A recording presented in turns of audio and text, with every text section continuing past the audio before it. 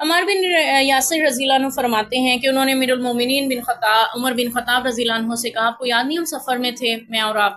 اور جنبی ہو گئے تھے، تو آپ نے نماز نہیں پڑھی اور میں مٹی میں الٹ پلٹ گیا، نماز پڑھ لی۔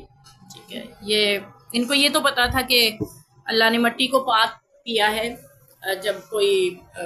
کسی کو غسل یا وضو کی ضرورت ہو، یہ نہیں ذہن میں آ رہا، یعنی پتا تھا کہ کیسے تیمم کرنا ہے۔ انہیں لگا کہ جیسے غسل کرنا ہے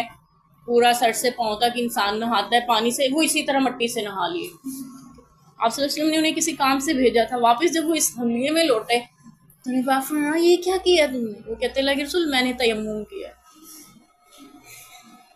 تو آپ نے فرمایا کہ تمہارے لیے اتنا ہی کافی تھا، تو مٹی پہ ہاتھ مار کے آپ صلی اللہ علیہ وسلم نے اپنے چہرہ اقدس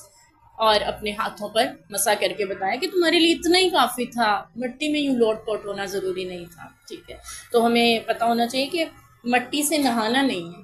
تیمم کا مطلب، ٹھیک ہے، جیسے پانی سے نہانا ہے نا غسل کا مطلب، نہیں، مٹی سے صرف آپ نے چہرے اور ہاتھوں کو